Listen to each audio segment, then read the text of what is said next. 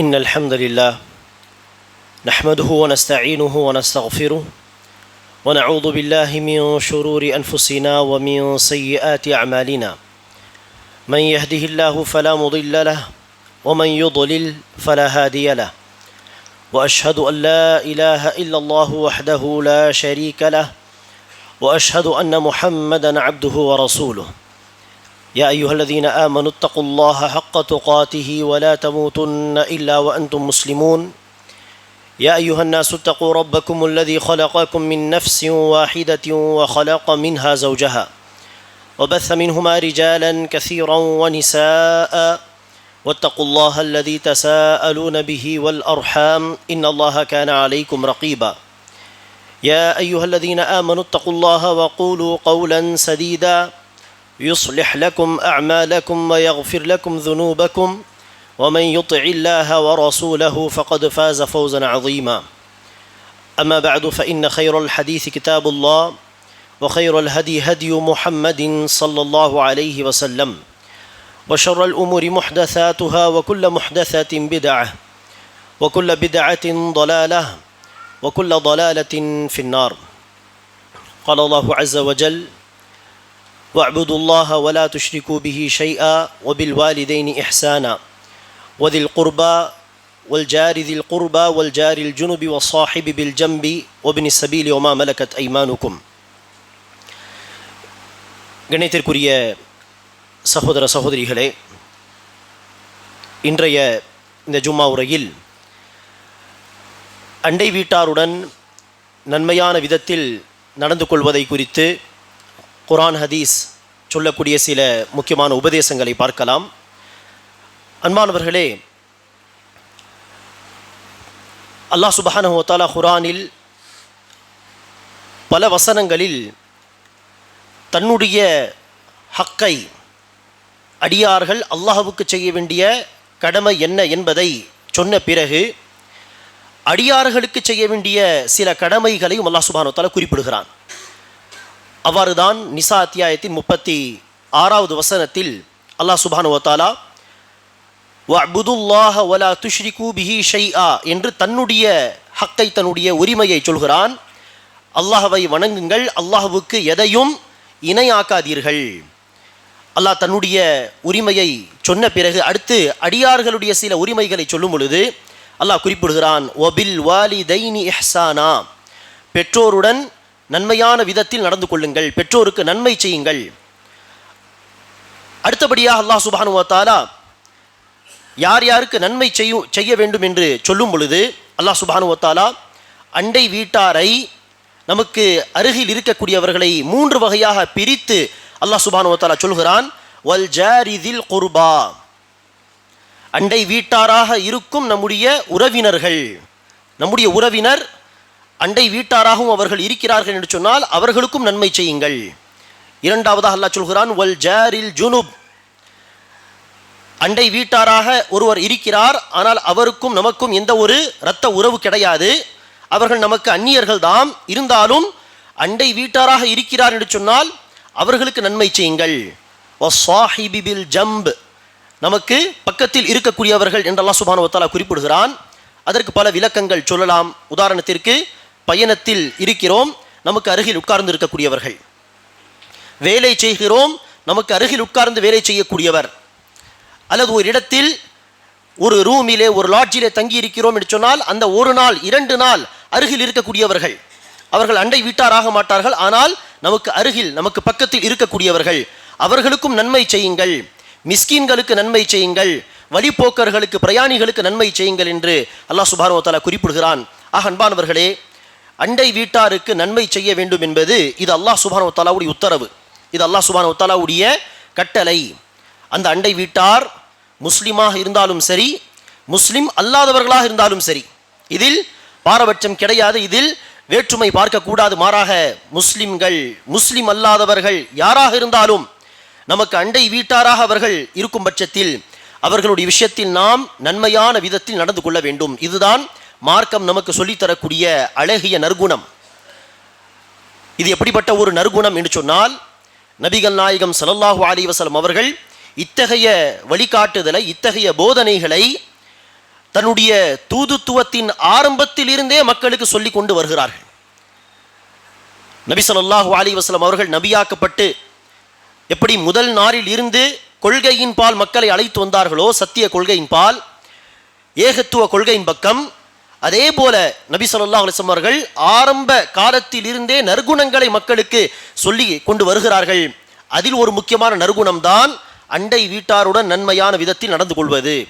ஆகவேதான் ஹிரகல் என்கிற மன்னர், ஹெர்குலிஸ் என்று சொல்வார்களே, அந்த ஹிரகல் என்கிற மன்னர் ரோமானிய அரசின் ஒரு முக்கியமான மன்னராக இருந்தவர். அவர் மக்காவிலிருந்து வந்த குறைஷியர்களை, வியாபாரத்துக்காக வேண்டி வந்த அந்த கூட்டத்தை அழைத்து அவர்களிடம் சில கேள்விகளை கேட்கிறார். அவ்வாறு அந்த ஹிரகல் மன்னரிடம் பேசுவதற்காக அந்த கூட்டத்தில் குறைஷியர்கள் முன் வந்தவர்தாம் அபு சுஃபியான் ரலியல்லாஹு அன்ஹு. அந்த நேரம் அவர் காஃபிராக இருக்கிறார், இன்னும் இஸ்லாத்தை ஏற்கவில்லை. அவர்கள் முன் வருகிறார்கள். அவர்களிடத்தில் ஹிரகல் மன்னர் பல கேள்விகளை கேட்கிறார். அதில் அவர் கேட்ட ஒரு கேள்விதான் பிம யமுருக்கும், அவர் என்ன விஷயங்களை கட்டளையிடுகிறார், அவர் எதை நோக்கி மக்களை அழைக்கிறார். அந்த கேள்விக்கு அபு சுஃபியான் அவர்கள் சொன்ன பதில் என்ன? அவர்கள் சொன்னார்கள், முஹம்மது அவர்கள் அல்லாஹ் ஒருவனை மட்டுமே வணங்க வேண்டும், அல்லாஹ்வுக்கு இணை கற்பிக்க கூடாது என்றும், உண்மையை மட்டுமே பேச வேண்டும், பொய் பேசக்கூடாது என்றும், அமானிதத்தை பாதுகாக்க வேண்டும், யாருக்கும் துரோகம் மோசடி செய்யக்கூடாது என்றும், அண்டை வீட்டாருக்கு நன்மை செய்ய வேண்டும் என்றும் கட்டளையிடுகிறார் என்று. இது யார் பதிவு செய்யக்கூடிய விஷயம்? முஸ்லிம் அல்லாத ஒருவர், அந்த நேரத்தில் ஒரு காஃபிர். அதிலும் கவனிக்க வேண்டிய விஷயம் என்ன? காஃபிர்களிலும் பொதுவான காஃபிர் அல்ல, மாறாக நபி ஸல்லல்லாஹு அலைஹி வஸல்லம் அவர்களுடைய இஸ்லாத்தினுடைய மிகப்பெரிய எதிரியாக இருந்தவர் அந்த நேரத்தில் அபு சுஃபியான் அவர்கள் பதிவு செய்த விஷயம். ஆக அவர்கள் நபி ஸல்லல்லாஹு அலைஹி வஸல்லம் அவர்களுடைய ஒட்டுமொத்த அழைப்பின் சாரம்சத்தை அந்த மன்னருக்கு முன்னால் பதிவு செய்யும் பொழுது, அண்டை வீட்டாருக்கு நன்மை செய்ய வேண்டும் என்று முஹம்மது கட்டளையிடுகிறார் என்று பிரத்யேகமாக குறிப்பிடுகிறார் என்றால், நபிகள் நாயகம் எத்தனை முறை சஹாபாவுக்கு அந்த நற்குணத்தை சொல்லி தந்திருப்பார், எவ்வளவு அழுத்தம் திருத்தமாக சஹாபா பெருமக்களுக்கு அதை கற்றுக் கொடுத்திருப்பார் என்பதை நாம் சிந்தித்து பார்க்க கடமைப்பட்டு இருக்கிறோம்.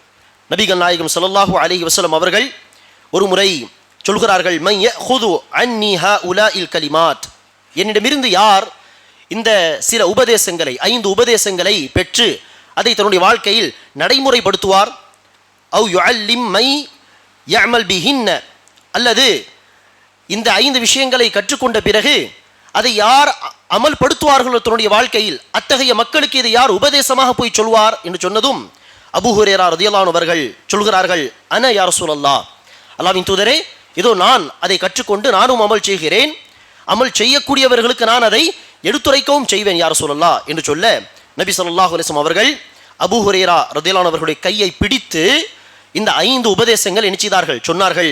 அதில் முதல் உபதேசம், இத்தகில் மஹாரிம தகுன் அஅபதன் நாஸ், அல்லாஹ் தடுத்த விஷயங்களை, ஹராமான விஷயங்களை அல்லாஹ்வுக்கு பயந்து அதை விட்டு ஒதுங்கியிருங்கள். அப்படி இருந்தால் அல்லாஹ்வை வணங்கி வழிபடக்கூடிய ஒரு அடியாராக நீங்கள் வருவீர்கள். ஆக தொழுகை, நோன்பு, தர்மம் என்கிற இந்த இபாதத்துகள் மாத்திரம் இபாதத் கிடையாது, மாறாக அல்லாஹ் தடுத்த விஷயங்களை விட்டு தூரமாக இருப்பதும் என்னதான் மிகப்பெரிய இபாதத். ஆக ரசூல் சொன்னார்கள், அல்லாஹ் தடுத்த ஹராமான விஷயங்களை விட்டு அல்லாஹ்வின் பயத்தால் ஒதுங்கிரு, அஅபதன் நாஸ், மக்களில் அதிகம் அல்லாஹ்வை வணங்கக்கூடியவராக நீங்கள் ஆகிவிடுவீர். வர்த பிமா கஸமல்லாஹு லக தகுன் அக்னன் நாஸ், அல்லாஹ் உங்களுக்கு எவ்வளவு கொடுத்தானோ அதை கொண்டு பொருந்தி கொள்ளுங்கள், அதை கொண்டு திருப்தி அடையுங்கள். அல்லாஹ் கொடுத்ததை கொண்டு மக்களில் சீமானாக ஆகிவிடுவீர்கள். அதாவது உள்ளத்தால், காசு பணத்தால் அல்ல, ஆனால் உள்ளத்தால் பணக்காரராக நீங்கள் ஆகிவிடுவீர்கள். வஅஹ்சின் இலா ஜாரிக தகுன் முஃமினன், மூன்றாவது உபதேசம் ரசூல் சொல்கிறார்கள், அண்டை வீட்டாருக்கு நன்மை செய்யுங்கள், நீங்கள் இறை விசுவாசியாக ஆகிவிடுவீர்கள். அந்த வார்த்தைகளை நாம் கவனிக்க வேண்டும். அண்டை வீட்டாருக்கு நன்மை செய்யுங்கள், இறை விசுவாசியாக முஃமினாக ஆகிவிடுவீர்கள் என்று சொன்னால் ஈமானோடு தொடர்பு படுத்தி ரசூல் ஸல்லல்லாஹு அலைஹி வஸல்லம் அவர்கள் இந்த உபதேசத்தை சொல்கிறார்கள்.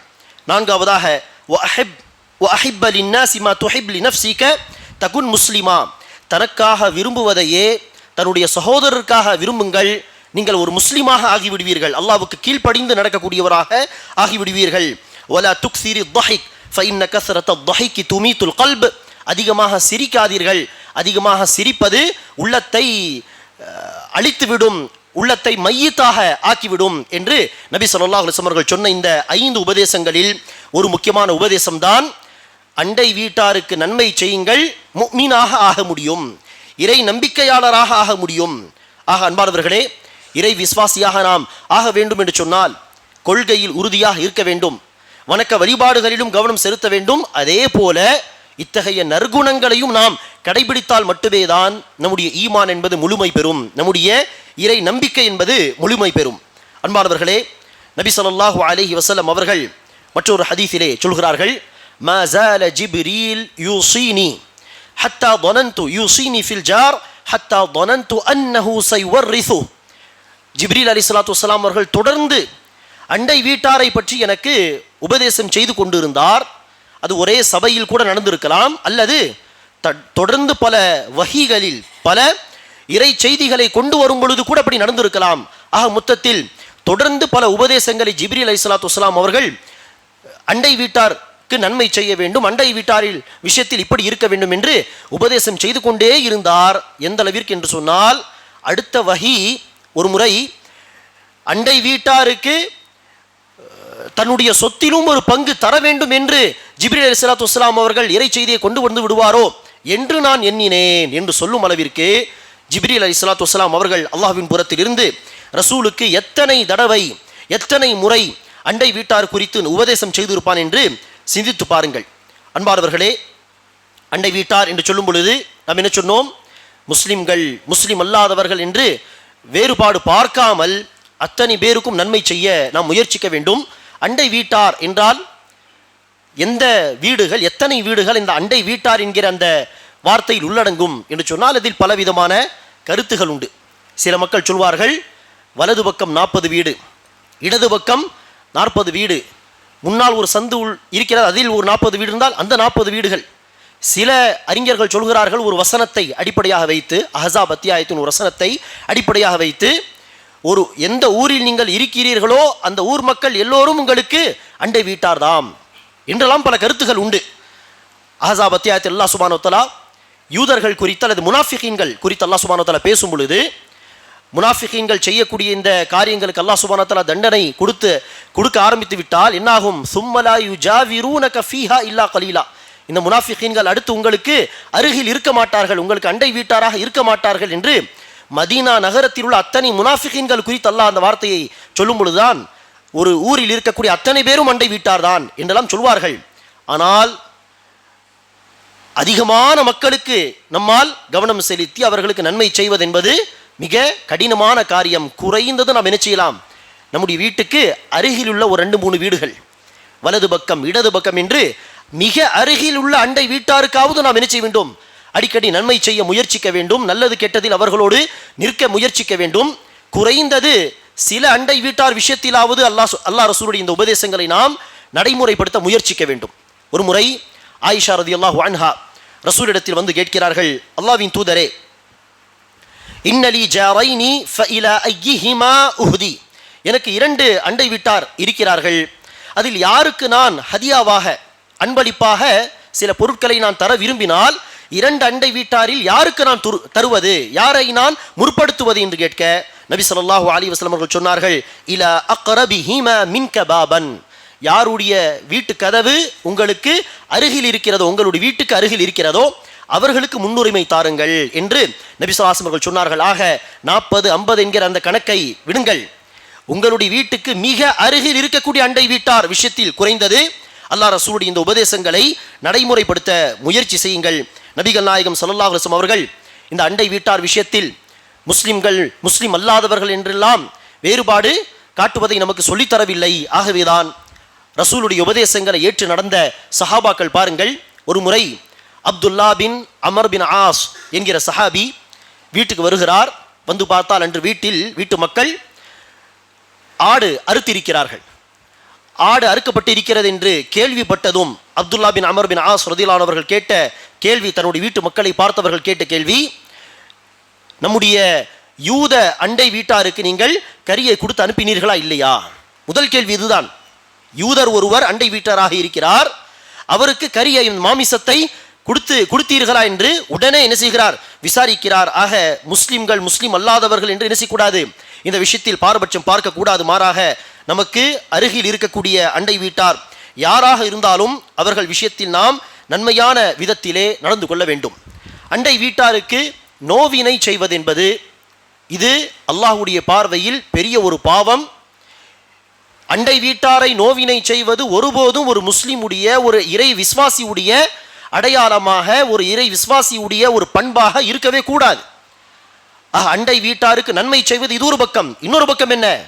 நீங்கள் அதிகம் நன்மை செய்கிறீர்களோ இல்லையோ, குறைந்தது அண்டை வீட்டாரை நோவினை செய்யாமல், அவர்களை கஷ்டப்படுத்தாமல் இருங்கள், தொந்தரவு செய்யாமல் இருங்கள்.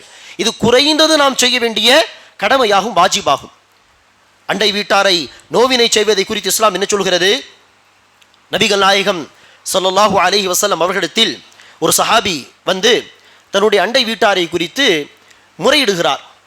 அவர் தவறாக நடந்து கொள்கிறார், தவறாக பேசுகிறார், கஷ்டப்படுத்துகிறார் என்று முறையீடு வைக்கிறார்.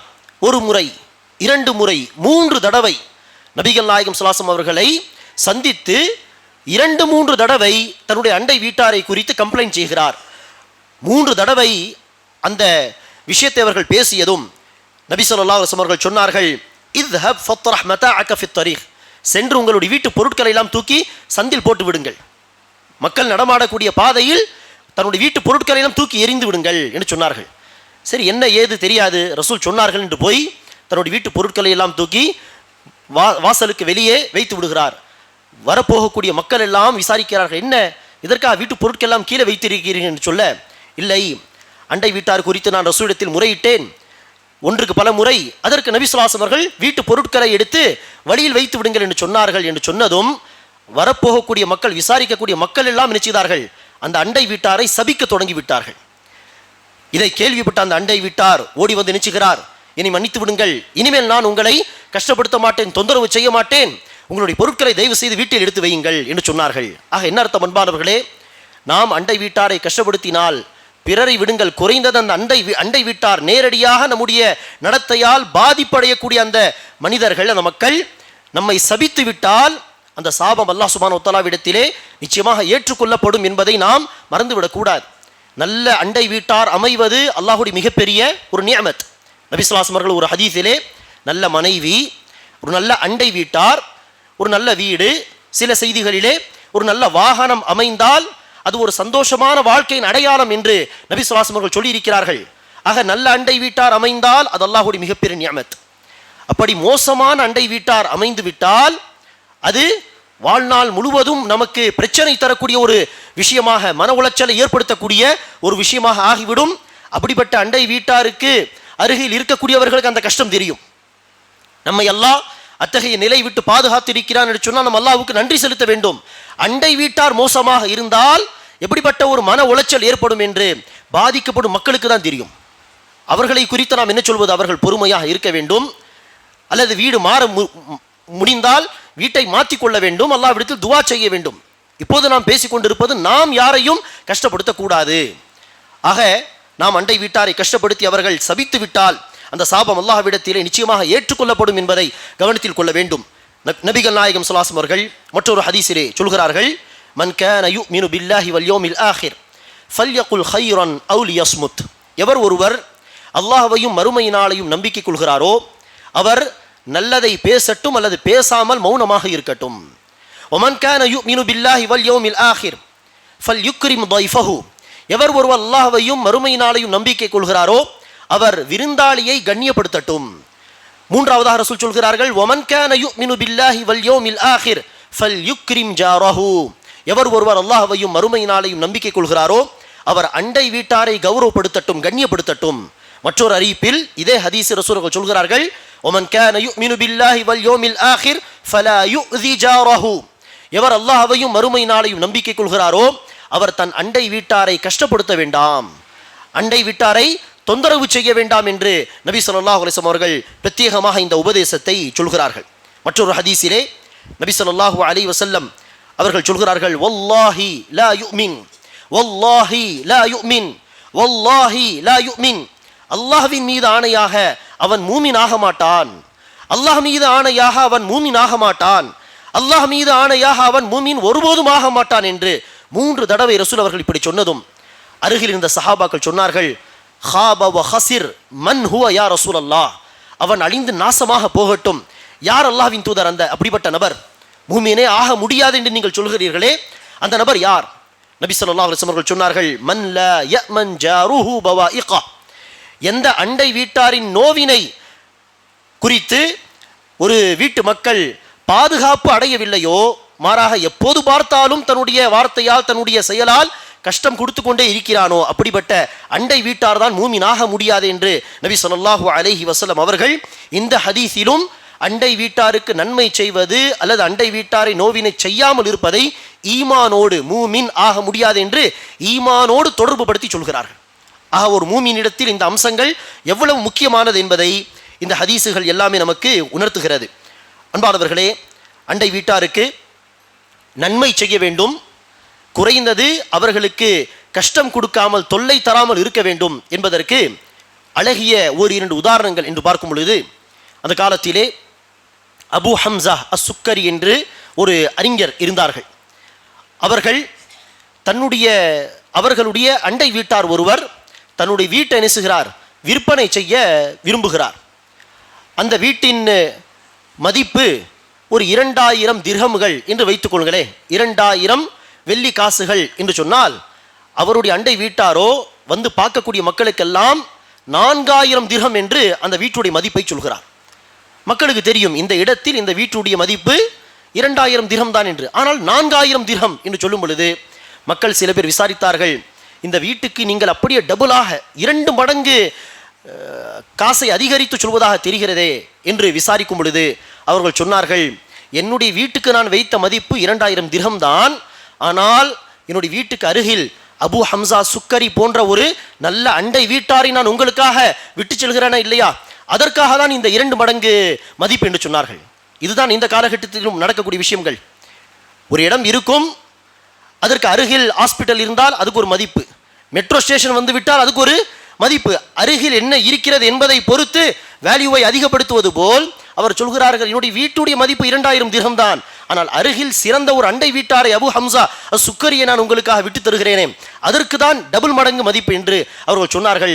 யோசித்து பாருங்கள், எப்படிப்பட்ட அழகிய விதத்தில் அவர்கள் அண்டை வீட்டார் விஷயத்தில் நடந்திருப்பார். இதே போல்தான் அந்த காலத்தில் வாழ்ந்த ஒரு நபர், ஒரு அறிஞர், அவர்கள் சொன்னார்கள் தன்னுடைய தோழரிடம், தன்னுடைய நண்பரிடம், என்னுடைய வீட்டில் எலி தொல்லை தாங்கவே முடியவில்லை, என்ன செய்வது புரியவில்லை என்று சொல்லி பேசும் பொழுது அதற்கு ஒரு தோழர் சொல்கிறார், ஒரு நண்பர் சொல்கிறார், வீட்டில் பூனை வளர்த்து பாருங்கள், பூனை வளர்த்தால் எலியெல்லாம் இருக்காது என்று சொல்ல, இல்லை நான் பூனை வளர்க்க மாட்டேன் என்று சொன்னார்கள். எதற்காக மறுத்திருப்பார் என்று சொன்னால், பூனை வளர்த்தால் சரி என்னுடைய வீட்டில் இருக்கும் எலிகள் வீட்டுக்கு வெளியே ஓடி போய்விடும், ஆனால் ஓடி எங்கு போகும், அடுத்து அண்டை வீட்டாருடைய வீட்டில் தானே நுழையும் என்கிற அந்த சிந்தனையில் தான் நினைச்சுகிறார். இல்லை இந்த தீர்வு என்ன கிடையாது, சரியான முறையான தீர்வு ஆகாது என்று மறுக்கிறார். ஆக நம்முடைய ஒரு செயலால் நம்முடைய வீட்டுக்கு அருகில் இருக்கக்கூடிய அண்டை வீட்டார் பாதிப்படைவார்களா என்று யோசித்து செயல்படுவது ஒரு மூமினுடைய அம்சமாக இருக்க வேண்டும். நம்முடைய நடத்தையால் நம்முடைய செயல்களால் அண்டை வீட்டார் பாதிப்படைகிறார்கள் என்று சொன்னால் நாம் உண்மையான மூமின் அல்ல, உண்மையான முஸ்லிம் அல்ல. எவர் ஒருவர் வயிறு நிறைய சாப்பிட்டு அவருடைய அண்டை வீட்டார் பசியோடு இருக்கிறார்களோ அப்படிப்பட்டவன் மூமின் ஆக முடியாது, முஸ்லீம் ஆக முடியாது என்று நபி ஸல்லல்லாஹு அலைஹி வஸல்லம் அவர்கள் சொல்கிறார்கள். அப்படி இருக்க அண்டை வீட்டார் விஷயத்தில் நாம் எப்படி நடந்து கொள்கிறோம், நம்முடைய அணுகுமுறை என்னவாக இருக்கிறது, மார்க்கம் சொல்லும் விதத்திலே அண்டை வீட்டார் விஷயத்தில் நன்மையாக நடந்து கொள்கிறோமா, அல்லது அண்டை வீட்டாருக்கு அவர்களுடைய வீட்டுக்கு அருகில் குப்பையை கொட்டுவது, நம்முடைய வீட்டை சுத்தம் செய்துவிட்டு அவர்களுடைய வீட்டுக்கு அருகில் அசுத்தம் செய்து விடுவது, அல்லது வீட்டில் சத்தமாக பேசுவது, இப்படிப்பட்ட விஷயங்களை கொண்டு அருகில் உள்ளவர்களை கஷ்டப்படுத்துவது, சத்தமாக குர்ஆன் ஓதி ஒருவருக்கு சிரமமாக இருந்தாலே மார்க்கம் என்ன சொல்கிறது, சத்தமாக ஓத வேண்டாம், நடுநிலையாக ஓதுங்கள் என்று குர்ஆன் ஓதுவதை குறித்தே இந்த சட்டம் என்று சொன்னால், இன்று பல முஸ்லிம்களுடைய வீடுகளில் ஓடக்கூடிய டிவி சப்தம் காரணத்தினால் அண்டை வீட்டார் நினைச்சுகிறார்கள், பாதிப்படைகிறார்கள். இதை குறித்து என்ன சொல்வது? சப்தமாக குர்ஆன் ஓதி ஒருவருக்கு சிரமம் என்றாலே குர்ஆனை மெல்லமாக ஓதுங்கள் என்று நபி ஸல்லல்லாஹு அலைஹி வஸல்லம் அவர்கள் வழிகாட்டுகிறார். அப்படி இருக்க பல முஸ்லிம்களுடைய வீடுகளில் சப்தமாக டிவி ஓடுகிறது, ஒரே மியூசிக், பக்கத்தில் இருக்கக்கூடிய மக்களுக்கெல்லாம் நோவினை செய்யும் விதமாக இந்த செயல் அமைந்தால் இந்த செயல் எவ்வளவு மோசமானது என்பதை நாம் கருத்தில் கொண்டு, இதெல்லாம் சில உதாரணங்கள். நாம் எப்படி இருக்கிறோம் என்பதை நாம் சுய பரிசோதனை செய்து பார்த்து மார்க்கம் சொல்லக்கூடிய இந்த நல்லுபதேசங்களை எல்லாம் வாழ்க்கை நடைமுறைப்படுத்த முயற்சிக்க வேண்டும். சொல்லக்கூடிய எனக்கும் கேட்கக்கூடிய உங்கள் அனைவருக்கும் அல்லாஹ் சுப்ஹானஹு வ தஆலா இந்த மார்க்கம் சொல்லக்கூடிய அழகிய உபதேசங்களை எல்லாம் வாழ்க்கையில் அதிகமாக நடைமுறைப்படுத்தக்கூடிய பாக்கியத்தை தருவானாக. ஆமீன். அகூலு கௌலி ஹாதா வ அஸ்தக்ஃபிருல்லாஹ லி வ லக்கும் வ லிஸாயிரில் முஸ்லிமீன மின் குல்லி தன்ப் ஃபஸ்தக்ஃபிரூஹு இன்னஹுல் கஃபூர் ரஹீம்.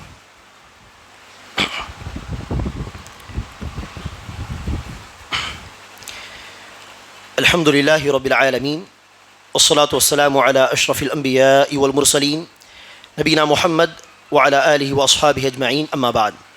அன்பானவர்களே, அண்டை வீட்டார் விஷயத்தில் இஸ்லாம் சொல்லக்கூடிய நல்லுபதேசங்களை நாம் பின்பற்றி நடக்கின்றோமா இல்லையா?